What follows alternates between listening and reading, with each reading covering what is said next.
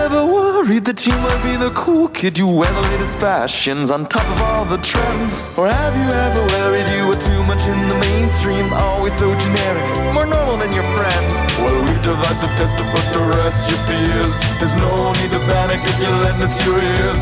Tonight you can't sleep easy after all that you've heard. Cause if you like the show, then you're probably a nerd. Oh, Canon, it's Canon, it's all. Canon with Tyler, Phil, and Boris. Oh, Canon, it's Canon, it's all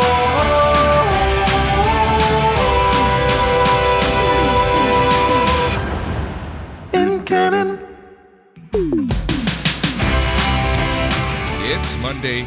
You know what that means. It's time for a new episode of the It's Canon podcast, the podcast where we talk about all things geek, the podcast where we talk about all things pop culture, the podcast where we talk about anything and everything. We're your hosts. I'm Boris, and as always, I am joined by Phil. Hello, hello.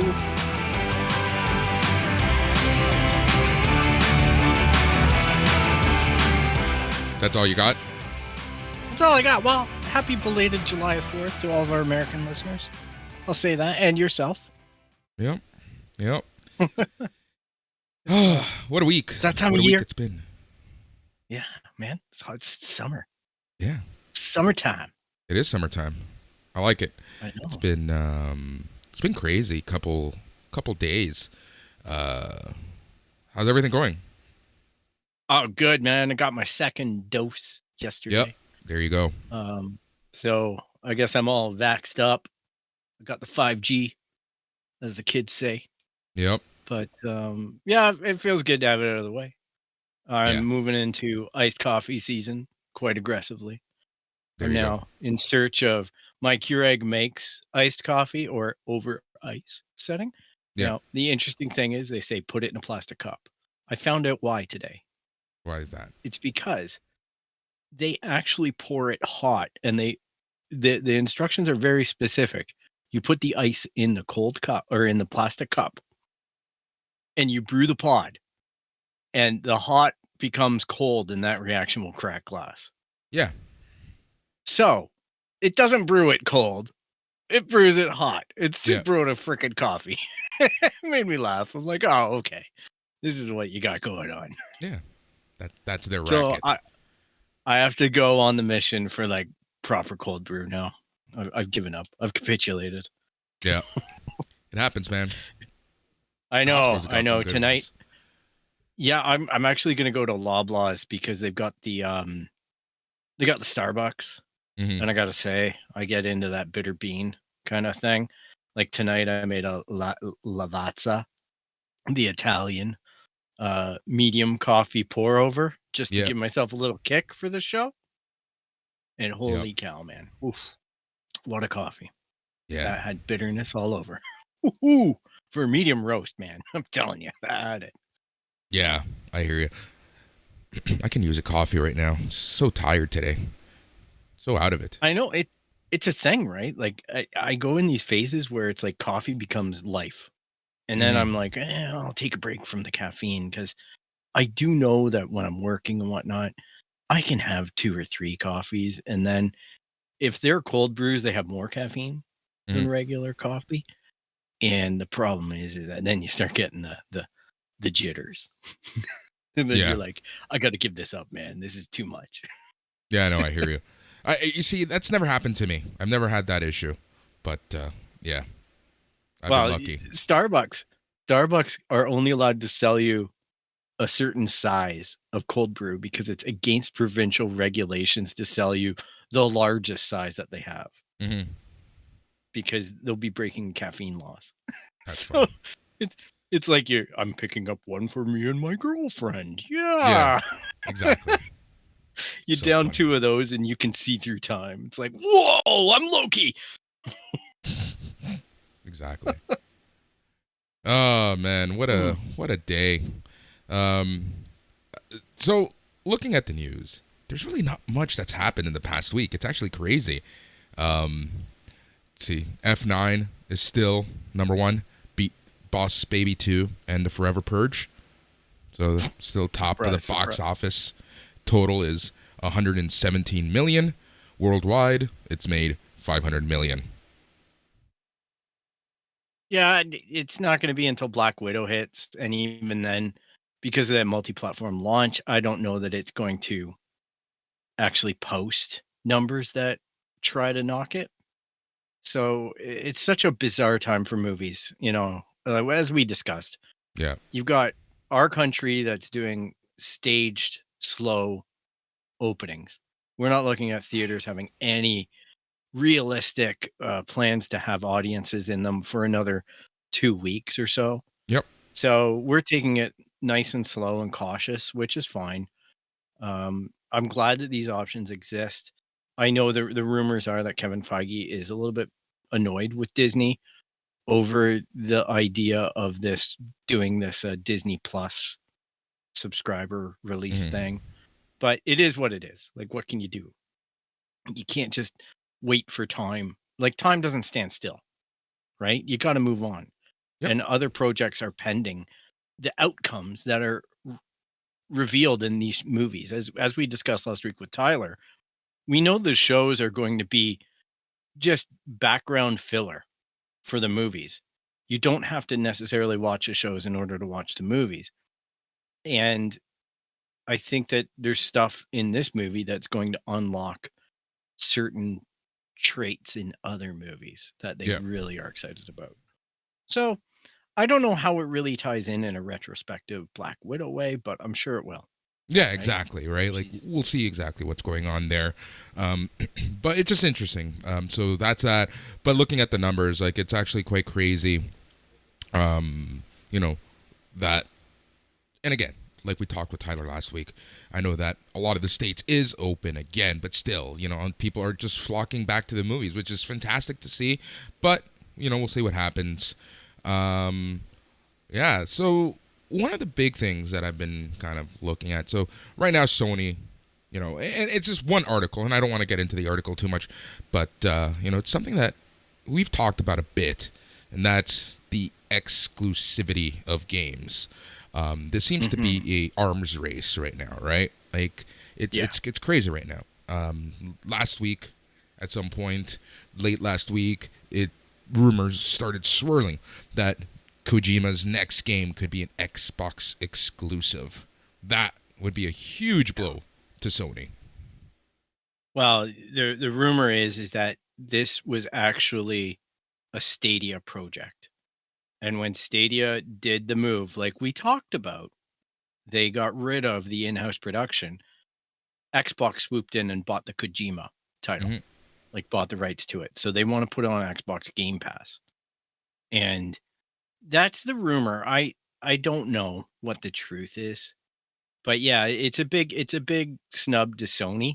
But at the same rate, last week Sony announced that they bought the studio that makes Returnal. Yeah. And at the time that they announced Returnal's purchase, their Twitter handle announced that they bought Bluepoint software. Yes. And then they retracted that. And now Yeah. Bluepoint's like, no, we're completely independent and all this. But Yeah. obviously something's cooking, right? And it is an arms race. It is literally escalating studio by studio to the point where we have to ask ourselves, can there be any independent studios anymore? Doesn't Is this seem a thing of the past? Doesn't seem like it. And I think Tyler brought up a great point because he kind of likened it to the software, mid 2000s, right? To 2010s, where basically every software company, their goal was to be bought out, right? And that seems to be what's going on right now with the video game industry, where people are releasing like one major game. Like, perfect example, Returnal, right? We know, we've talked about it on this show, that it was a small studio that was making this. And, it just seems like, they had this one hit and then boom, time to sell while they're at their highest, right? Yeah. And the thing is in the past, it's kind of like music, right? There's a sophomore curse. The second title is almost never as good as the first title, whatever it may be, whether it be a sequel or a whole other venture where they're going all in on.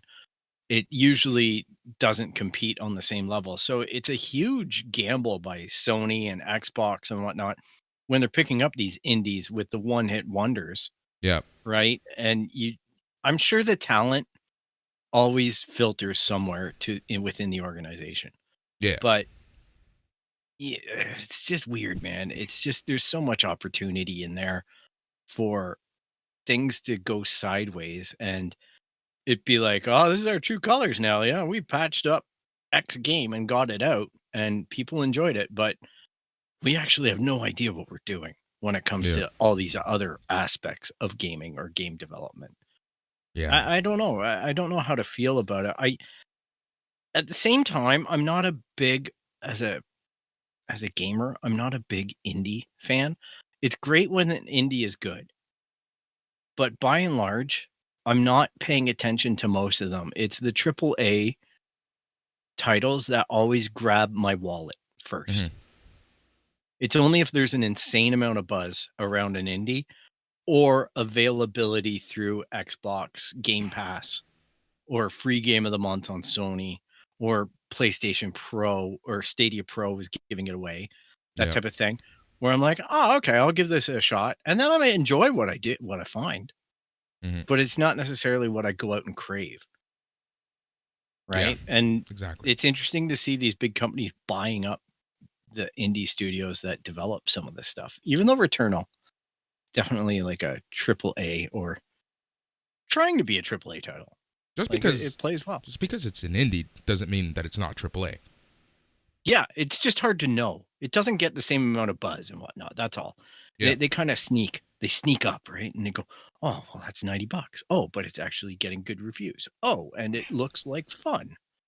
That type of thing. Whereas a AAA title, what, love it or hate it, Call of Duty or whatever, they pound the product at you to the point where you consider it, even if it's not something you want. You're like, well, that could be fun. Maybe I'll try the campaign. Mhm. I'm guilty of that. The minute you start telling me there's no campaign, I'm like, I'm not even going to play with your game. Yeah. Exactly. I get it. But yeah, it's interesting to kind of see like how this arms race is really heating up. But do you think that how should I pose this question?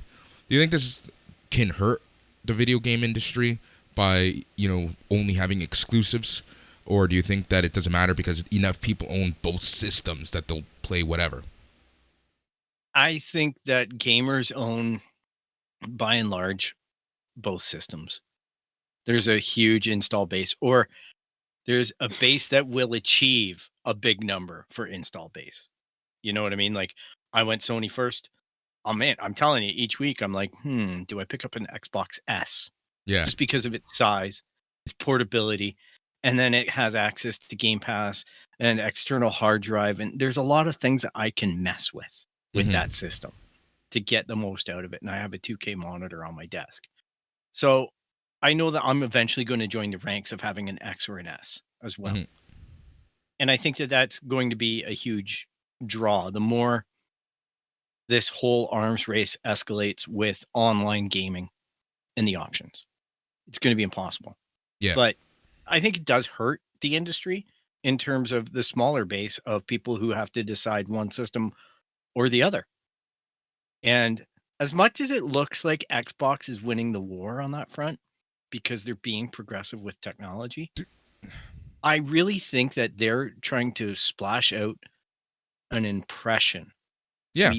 We remark about the fact that most of their marketing is about numbers. Well, our system is 13% better. Yeah. Our system we give away 700% more free games. Stuff like that. They keep on going back to that, and that shows weakness. That shows that they're trying to market a number to get their numbers up. Whereas PlayStation are a little more complacent about it and are just like, yeah, we're the big dogs. Like, people want our system. People Yeah. want to be on a PlayStation. So I do think that as much as people are making out this Bethesda deal or ZeniMax being purchased by Xbox, Xbox were languishing for years previous to that. Exactly. And we're still years away from having meaningful games that are Xbox exclusive. Mhm. Whereas That's the thing, Sony right? owned Like, so let's just much. remember, Sony was so far ahead. They were so far ahead. Yeah. But because Microsoft over the past year and a half have just been trying to play catch up, all the attention is going on Microsoft right now, right? But there's just so many exclusive and AAA title exclusives and damn good exclusive that are with Sony still, right? Like, you have the entire Marvel stuff that it's going to be an exclusive. Yep. Just look at what they have sitting in their back pocket, right? We know that God of War Ragnarok or whatever it's called is coming. Yeah. Right? They pushed it from this year to next. Okay. And then you know what's going to happen after that? Naughty Dog is going to come forward and say, "We're doing another Uncharted." Mm-hmm. I'll guarantee you right now, it's already in the works. Yeah, Naughty for Dog sure. are doing something beyond Last of Us 3. Exactly. You know what I mean? Like, this is going to be relentless from Sony when they Yep. decide that they want to have, like, when they can achieve the install base of PS5s to become closer to the PS4 levels, they are going to unleash a juggernaut of assaultive, combative software releases. Yep. And as gamers, we're going to be like jaws on the ground. This is the war that all gamers win at. I don't care what side you're on. If you're going to pick a side, Xbox or PlayStation, hell, I'd even give you like Nintendo, whatever Nintendo does, it's going to be successful in its space. And I would even say Stadia is positioned to do well as cloud gaming becomes more and more accepted. I see this every day. So as this stuff becomes a reality, you're starting to see games that are next gen exclusive on Xbox or PlayStation 5 becoming available for Stadia as well. Yeah. Yep. So the teraflops are there, the graphics cards are there, the performance are there. And here's the funny thing. They released on June 23rd the Stadia app for the Google TV. And I ordered a $25 power adapter from Google to input my RJ45 cable into directly from my router. And I am getting flawless 4K on every single title now, whereas I didn't get that on the Very nice. Chromecast. Very nice. So now all of my Cyberpunk games, like Cyberpunk, all of my Ubisoft games that I have on Stadia are streaming in 4K with great signal. Yeah. And this is all due to this new Flutter programming language that they've introduced that this thing uses. And apparently they've got some kind of algorithm that makes streaming work even better than the Ultra. Nice. So very nice. It's a game changer. Like, the more that they're pushing this new technology out and getting established in it, the more we all win. Yeah.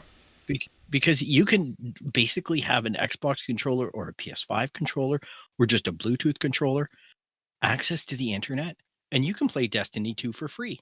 Mm-hmm. You just need to set up an account, and the account is free. It's a nutty proposition what's going on, and you can bet that companies like that are just dying to get into the space of Fortnite. Yeah. You know, like I don't know why Epic wouldn't be eager to get into that marketplace.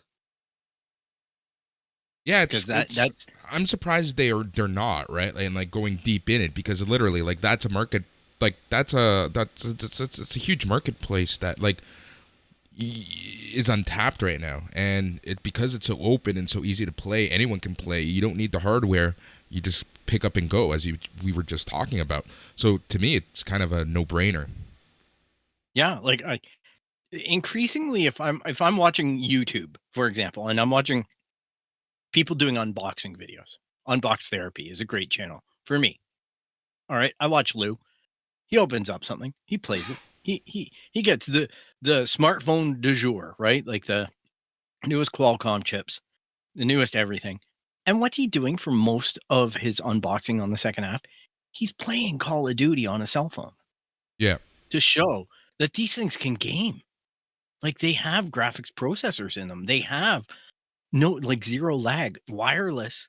He's just sitting there having a blast, killing people in Call of Duty. So this is becoming real. This is an undeniable thing that's going to manifest, and things like, you know, availability on the stores, whether it be through Google Play, whether it be through iOS, whether it be through Stadia. I don't really know that Epic should care where that 30% scrape comes from. As long as they're getting to more and more hands, who cares? But it's an interesting strategy. I'm sure it's all in the contract. Yeah, I agree. I agree 100%. Yeah, we'll see what happens there. So sticking with video games, last week, again, late last week, it was announced that Ghost of Tsushima was going to be getting a director's cut with more stuff. And it's very confusing how this is going to work if you already own the game. Yeah. We're going to have to read it a little bit, and we'll get back to people.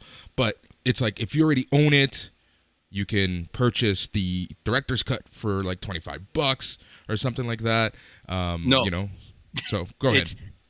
If it's the way I read it is, you can pay $10 and get the PS5 upgraded version. But if you want the additional content, that's an additional $20. So if you want the bonus director's cut content, it's going to be a total of $30 if you previously owned the game for everything. But you can parse it out and just get the PS5 upgrade graphics for $10. And then there's another version that you can buy if you've never had it to play on the PS4 or the PS5. I don't know how much that is, but the fact that they tiered the PS5 with the bonus content is throwing people into a loop. Yeah. And Exactly. fair enough. Like, honestly, most of my games upgraded to PS5 versions for free. So this is a little bit weird. But and apparently this is something that we're going to be seeing more of. Not necessarily like this tiered pricing for the upgrade, but director's cuts. How do you feel about this? Ghost of Tsushima will be the litmus test. There's going to have to be a standard if they're going to do this, because I'm already bitter about just re-releasing the game. Mm-hmm. You have to do something like Mass Effect Legendary didn't feel like it was a complete ripoff because it included 3 games and all add-on contents, plus upgraded graphics and engine. So I felt like I was getting an updated game. Yeah.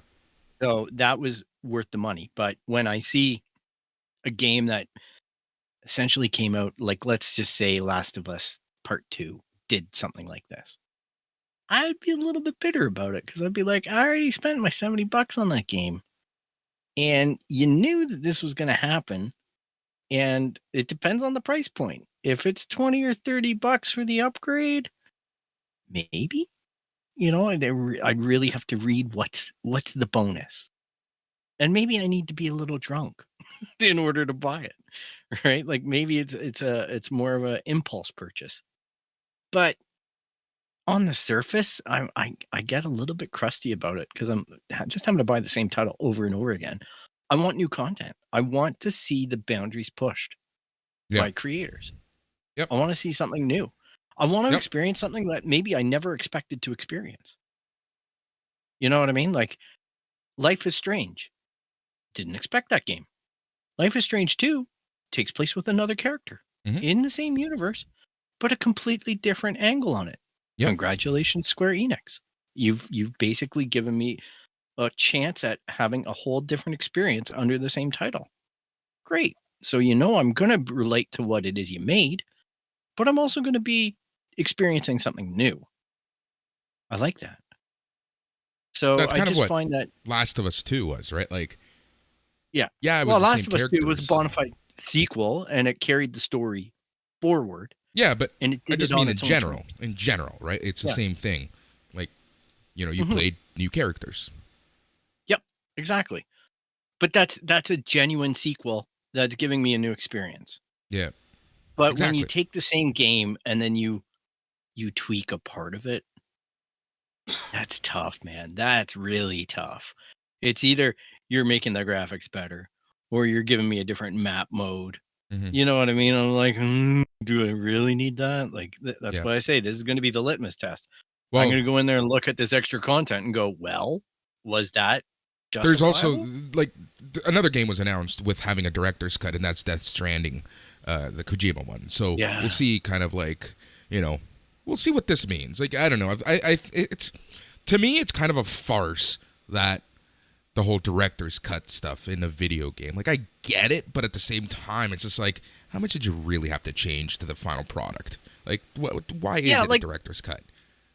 Does a board of directors or an oversight committee from Sony come in and say, "Oh, we don't like this bit. You better cut it out. It's too much. It's too intense. exactly. It's too controversial." I look at video games and they're being extremely progressive in content. I don't see it as a movie as far as that goes. Now, maybe parallel budgets and it may be even higher revenue returns and whatever we might notice in the industry. But by and large, I don't believe that the directors are suppressed on what their vision is. It just, to be honest, it feels like with Ghost of Tsushima, Sucker Punch didn't see it being such a big success, are cashing in off of it. With Death Stranding, it's a fanboy grab. It has a loyal following. It's going to, I will guarantee you that the news will break about a Microsoft exclusive Hideo Kojima video game at the same time frame that this gets hyped up for marketing. Yep. Because then they're going to go, yep, but you are going to have to wait for the Hideo Kojima and it's going to get pushed and COVID and blah, blah, blah, blah, blah. But we've got this now. Yeah. Get over here. If you like Hideo Kojima, and you know who wins? Kojima. Yep. Exactly. That's the rub. That's the sad part. And like, I know that you're going to buy it. No, probably at not. some point. No, probably not. Realistically. Yeah. Okay. Fair enough. Good for you. But there's going to be a whole bunch of people who do. And that's what it's all about. That's why we're old and cynical. Yeah. 100%. July 22nd, EA, they have their Play Live showcase, and it's looking more and more like it will be a revival remake of Dead Space. Yeah. It got legs. Yep. After last week's foot in my mouth, it's not going to be made. Yeah, I know, right?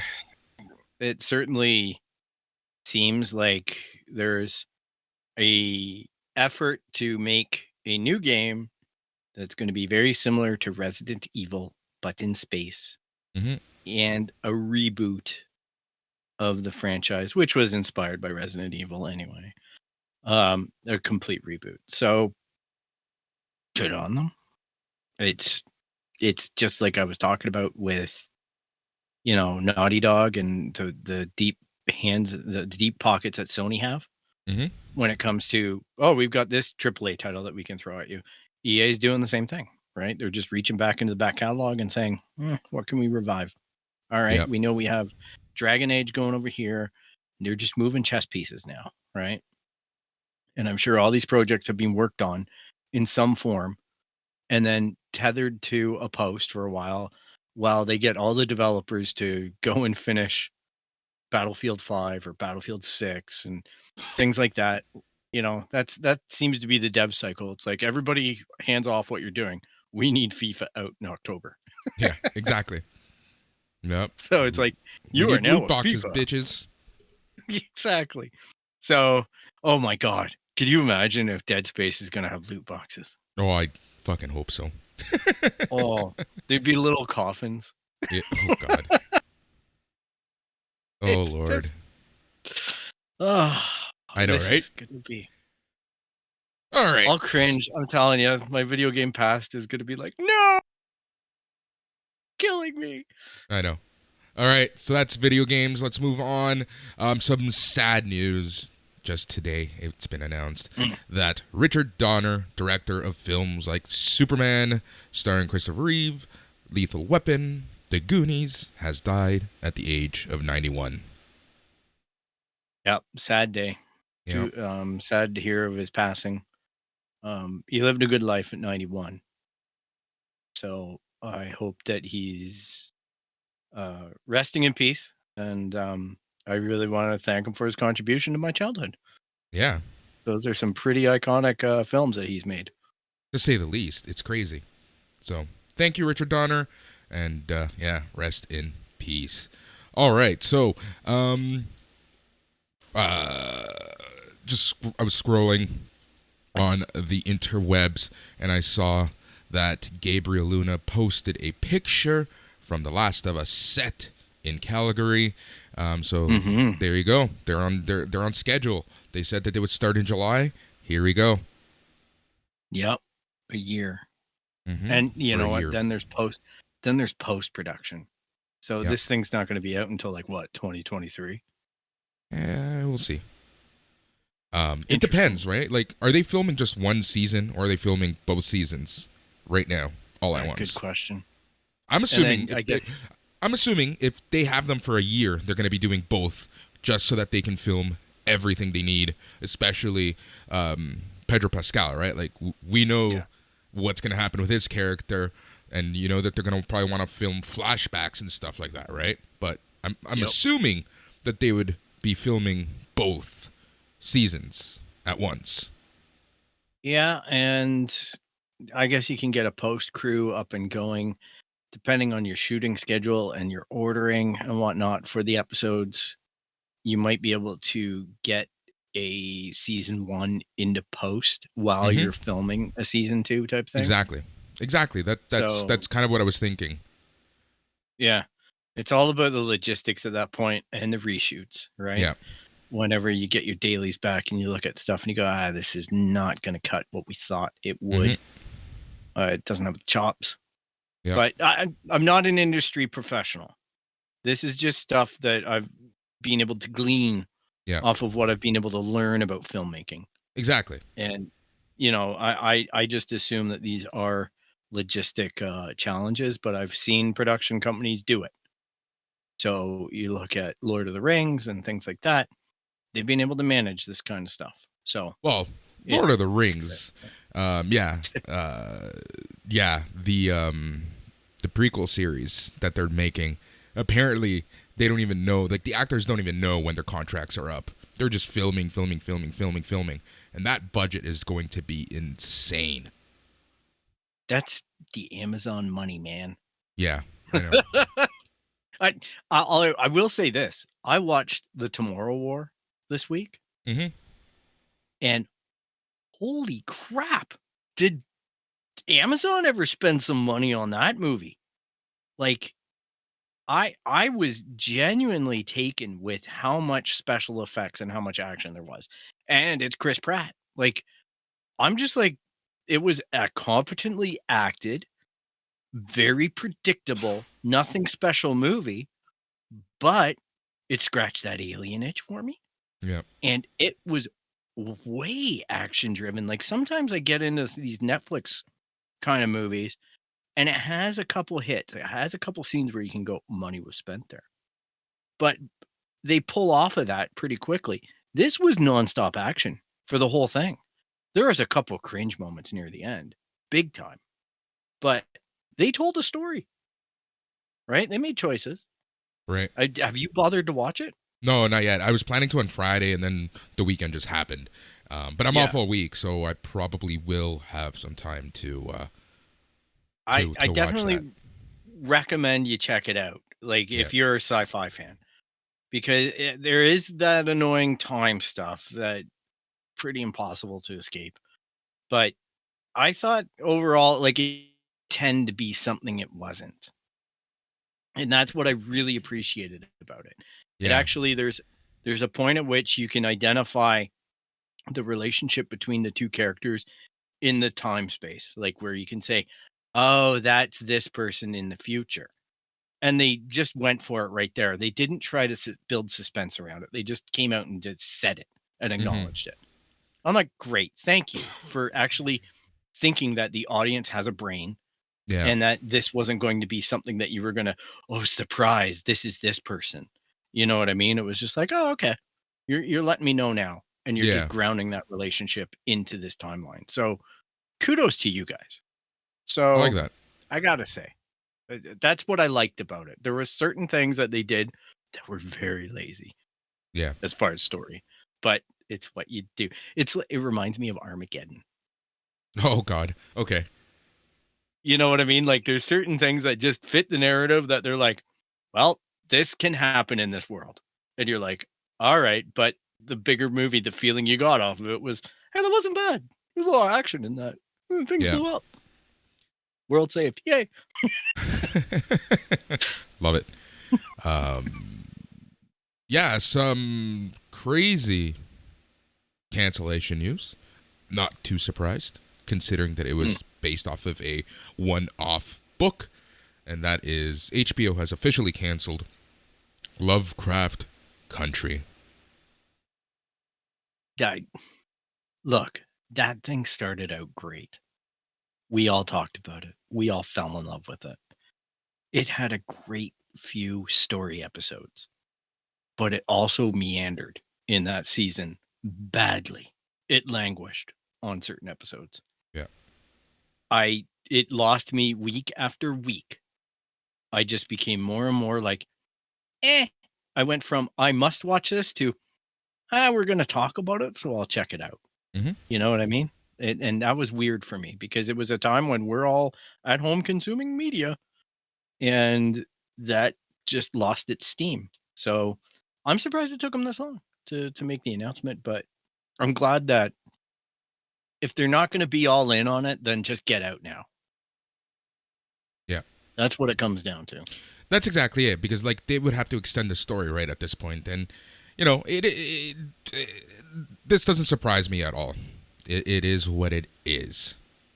Yeah, there was some great storytelling in there.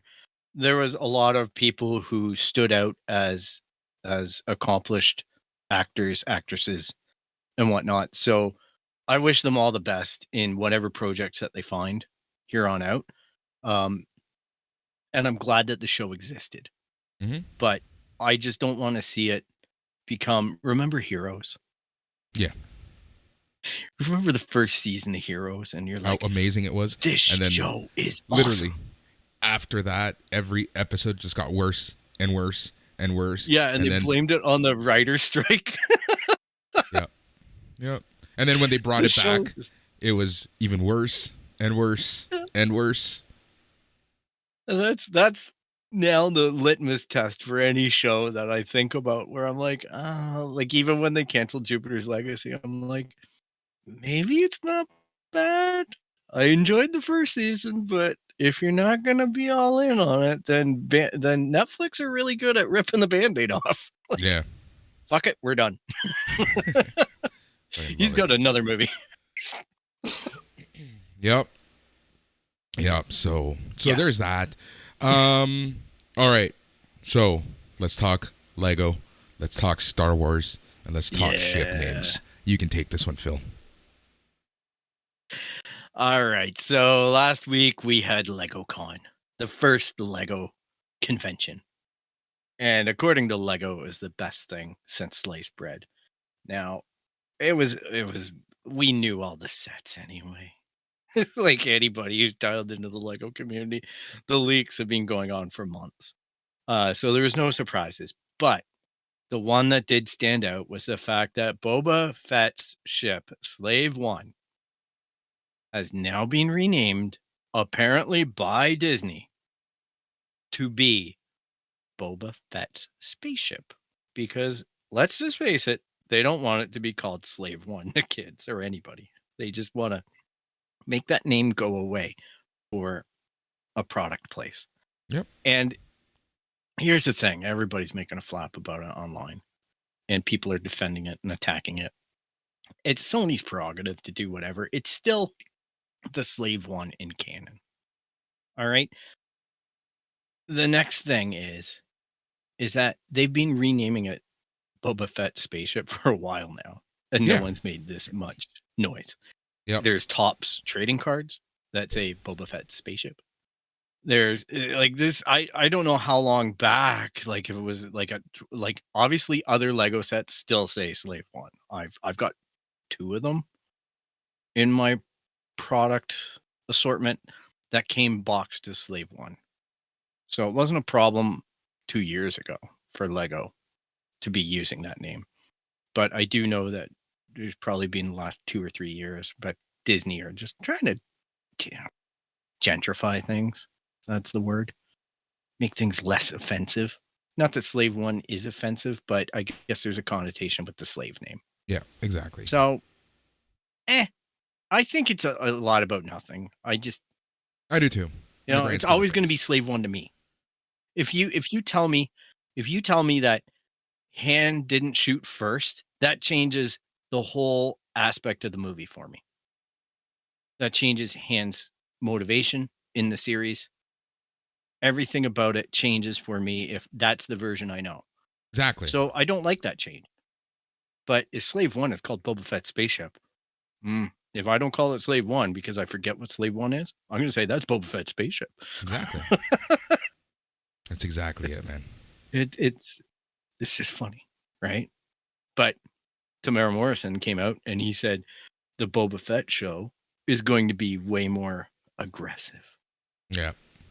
So we'll see what happens. But yeah, aside from that, there's a lot of other sets that got officially announced. Most of the Mandalorian sets, obviously, they came out the week before with the Clone Wars sets, the Ahsoka one with Darth Maul, the Battle on the Throne, which is going to be like a $20 set, things like that. But August 1st is obviously the big summer break that leads us into the winter season.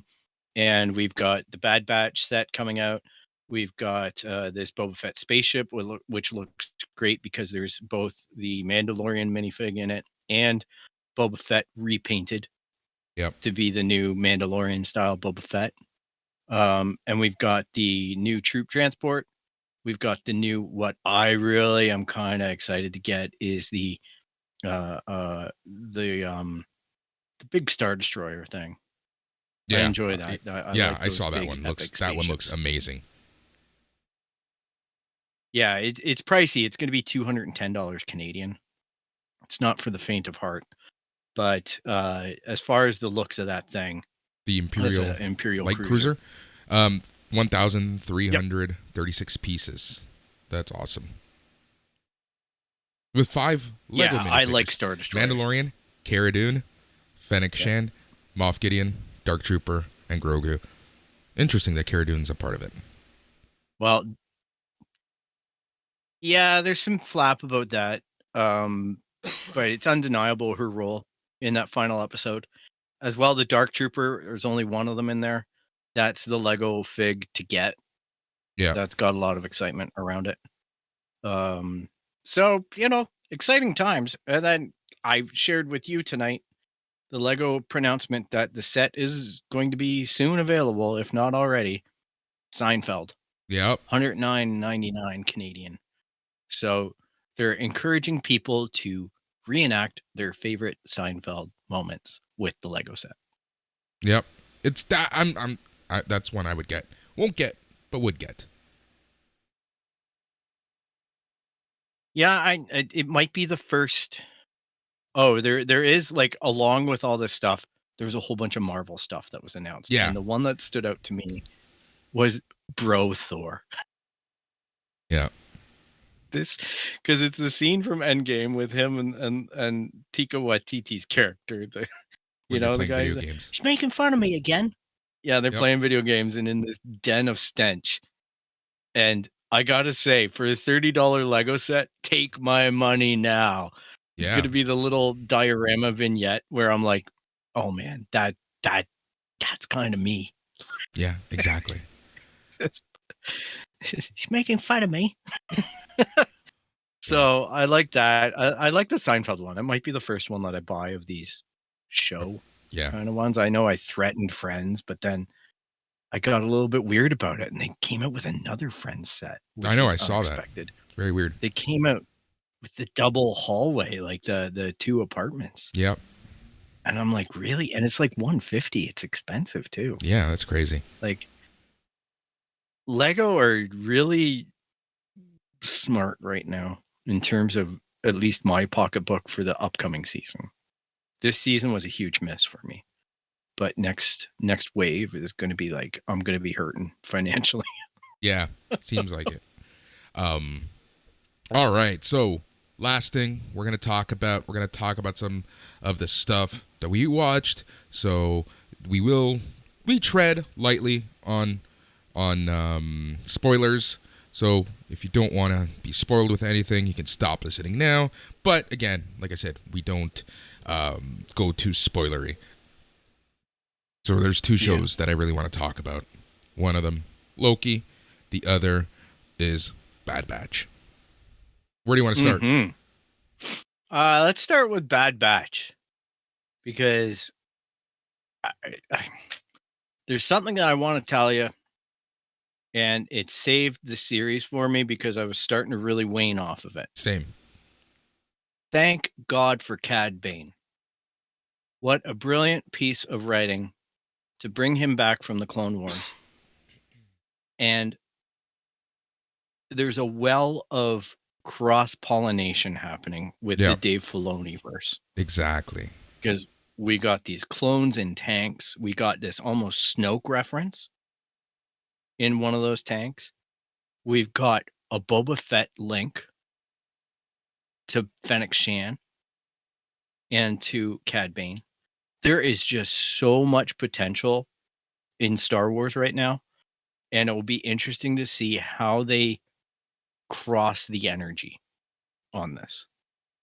Yeah. Because that was a complete revival. This week's episode, big dud. No problem. I can accept it if I know I'm going to get those juicy morsels. Because even from the point of the first Cad Bane episode, 3 episodes ago, the first one where it's the shootout, the Western shootout, with him and Hunter. Yeah. That was so well done. I had to watch that scene like 5 times in a row. Yeah, it was really well done. It was so good. The mood, everything was so cinematic for me. And I'm like, this is a freaking cartoon. And it's tickling things inside of me for film, for pacing, for camera angles. Everything about it was just like, my favorite episode of Mandalorian when we're talking about Ahsoka. You know what I mean? The episode 5, that Kira Kurosawa homage. This was that. Yep. This was just like, oh man, they just knocked it out of the park. And then they played around with those themes a little bit in the next episode with the Fennec Shan shakedown. And I really like that there's a duplicity set up with who is the actual bad guy now and who is the mercenary. Yep. They've thrown a lot of really good monkey wrenches in, because I got to say, Rancor monster episodes and stuff do not tickle the Star Wars fancy for me at all. I do enjoy this Imperial transition. Even this week's episode, as a bit of a throwaway, was great because it talked about the Imperial transition, because it talked about separatists and things like that. Like they really got into that Star Wars lore and whatnot. And I just really like that. That's where the pacing is finding itself. So this season is getting its legs. Yeah. So hats off to Lucasfilm. I liked it. What do you like? What do you think? Yeah, exactly. But I'm really liking it. It is touching on the right parts of the lure that I like. And it's not falling into the traps that we've been talking about, like that the first few episodes did, where it kind of felt like it was just trying to shoehorn itself into the transitional period, right? You know, as they're building the empire. So I'm really liking that it's getting its own lure. It's getting its own story. It's getting its own, just a lot of stuff. So I'm really enjoying it in the grand scheme of things. And yeah, like I'm liking the characters more. Like there's more to them. There's more meat and potatoes with all these characters. So yeah, it's a win-win right now for me. Yeah, because they're building out the external characters. They're building out the Empire characters. Yep. And they're building out Hunter. They're building out the crew. And they're establishing the relationship with Omega and the boundaries of said relationship. I think overall there's been good progression, right? Yeah. and it's elevated itself above Resistance to me. Same. Resistance was, really aimed at kids, and there's nothing wrong with Exactly. that. That's exactly You it. know, this is getting a little more cerebral, maybe not as quite as high as Rebels, and above that, Clone Wars. I think was definitely into a heady space for a Especially cartoon. the last couple seasons, right? That last season was just Oh like yeah, meta. Like it was just insane. yeah.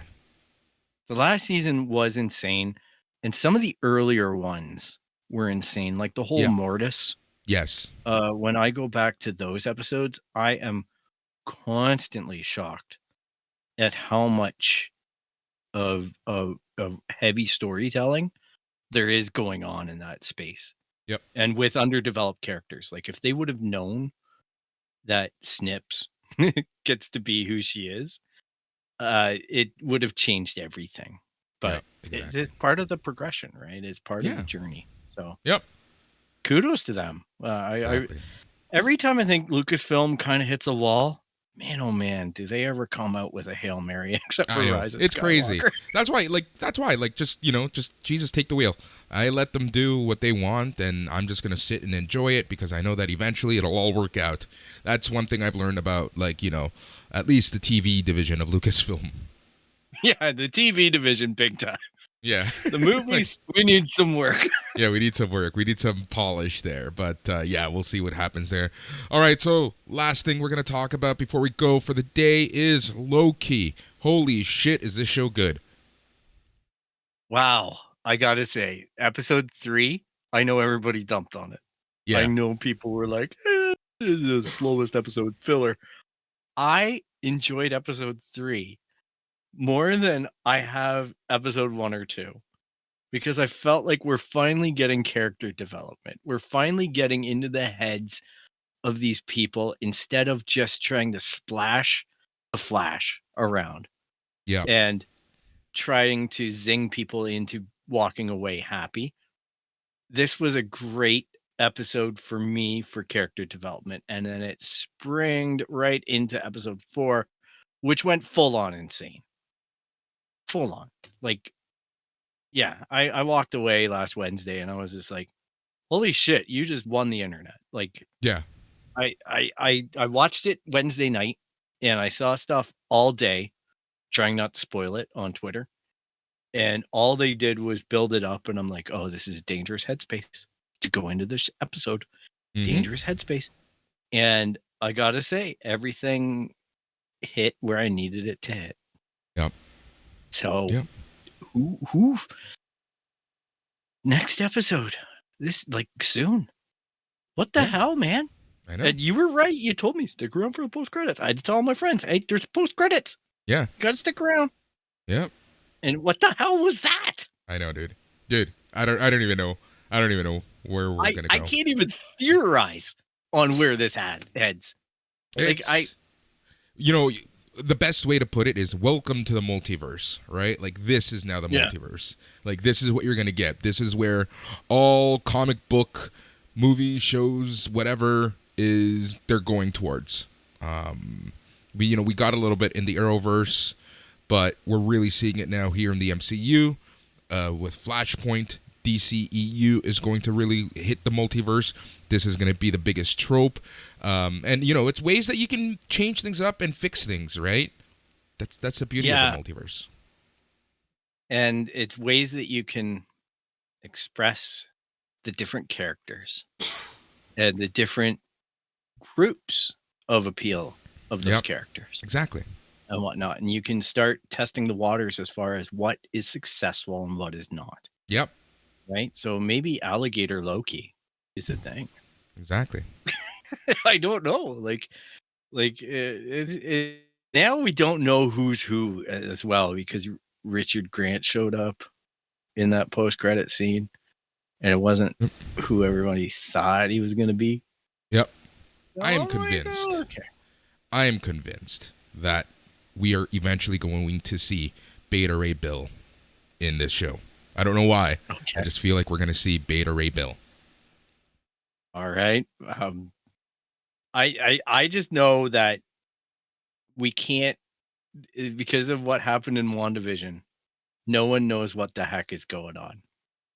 And everybody knows that they were so sure in WandaVision how they thought everybody was like Mephisto, that Mhm. everyone's like, I don't know, is it Kang?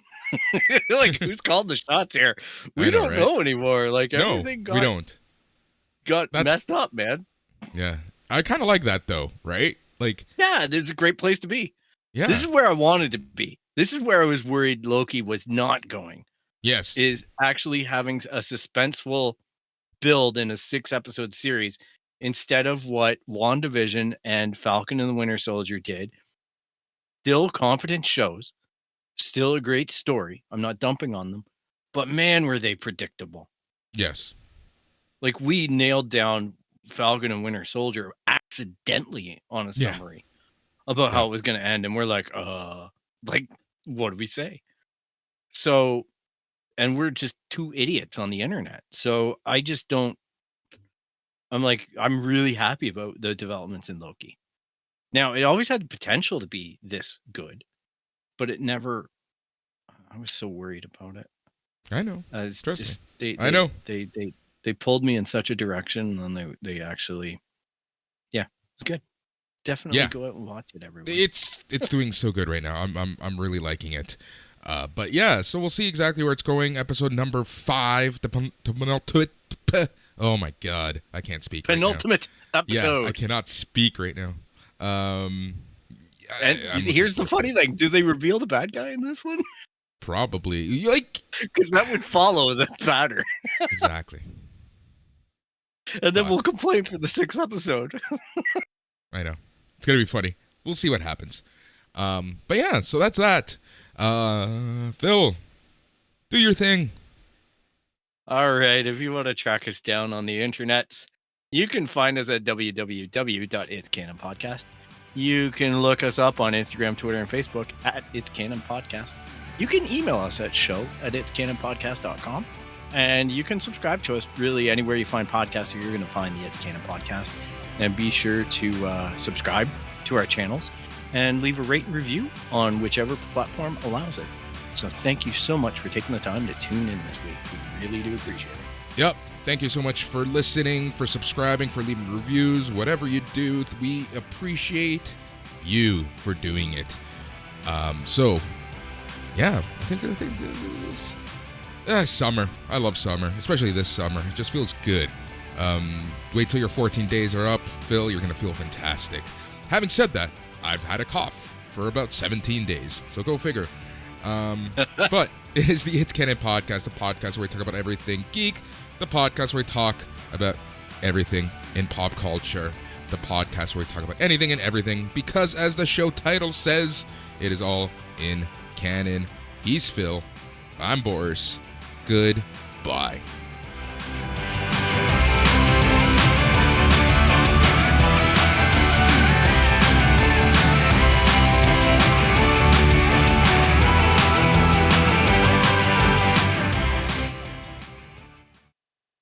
And we're done.